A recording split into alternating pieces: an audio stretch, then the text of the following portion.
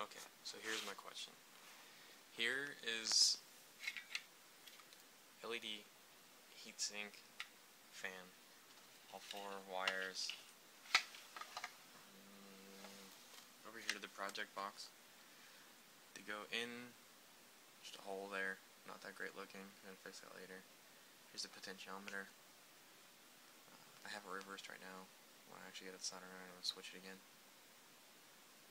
Back and forth. Inside, here's the input wires over here. Inside the the output. Inside the project box. The back side of the potentiometer, blah blah, all that. Here's the driver.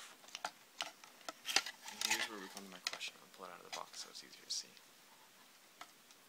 I've got it all wired and running right now. Here are all the wires going into the output side of the driver. Here's the output side. Here's the input side of the driver. Now, I want to add moonlights to this. The moonlights are driven by a separate driver because they're lower amperage. Here's the driver for that. Input, just normal wall plug goes in, and the output positive and negative go here. They just kind of stick out that hole in the bottom. Boom. Now it's easy to run. I know that. I'm trying not to have to add this extra wire though, and so I don't want to have to drill another hole and have a third wire coming out because I already have this piece, the input for the driver to power the driver, and then also the wall wart to power the potentiometer. The potentiometer changes how much power the thing is actually getting. Now, my thought my original thought was I was going to have to run a timer on this plug to power the driver. Timer comes on, it gets power, all that good stuff. What I'd like to do is actually switch the timer to this thing, because when this thing is getting 0 power, like aka the timer is in the off position, it will have the driver dim to 0, aka the lights are off anyway. Now, my hope was that, okay, so that means I have this other power cord coming in, the front for the driver that should always have power. And so here it is coming out, going in. My hope is what if I actually pull it out of this case, tap into this input here, the brown and blue wires right here, and use that and splice this right here and just keep this inside the project box and getting its power from this same cord right here. Now I could either cut the 2 wires right here,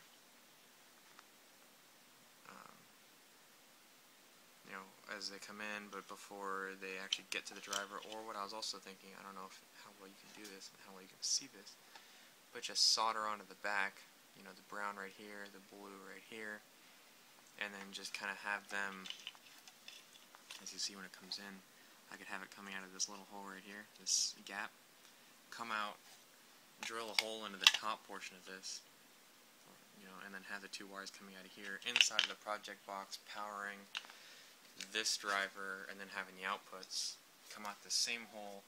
I'm going to wrap them all together with some not shrink wrap, what am I trying to say? Wired together with sleeve. And then what I was hoping to do, actually, what I thought would be cool, and I ordered one, or actually a pack of 2, is put a 6-pin Molex right here, because I want to have 6 wires. That way I'll be able to detach it, because it's going to be on this tank right here.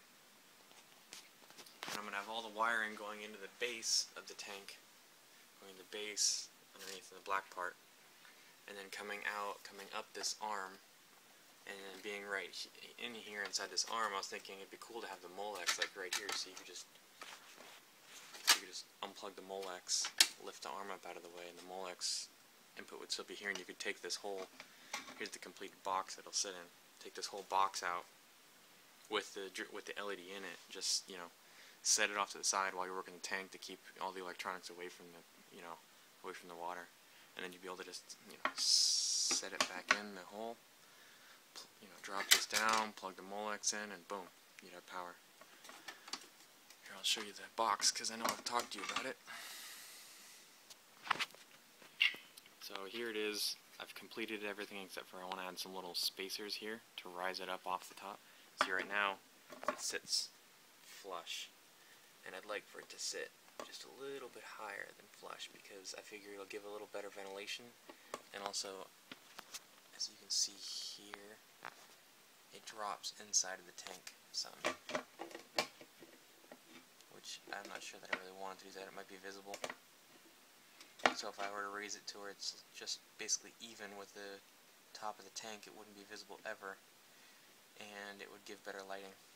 So I need to raise it, say that much. Right now it sits on flat. Anyway, so it's epoxied together, silicone together. I let it sit in the sink with the water level all the way up to the brim overnight, and I didn't have a single drop of water inside after the night. Anyway, so here is how this part works. Heatsink. Kind of problems with the wires. It's not problems, but it's pretty close, pretty tight fit. See, they come up real tight.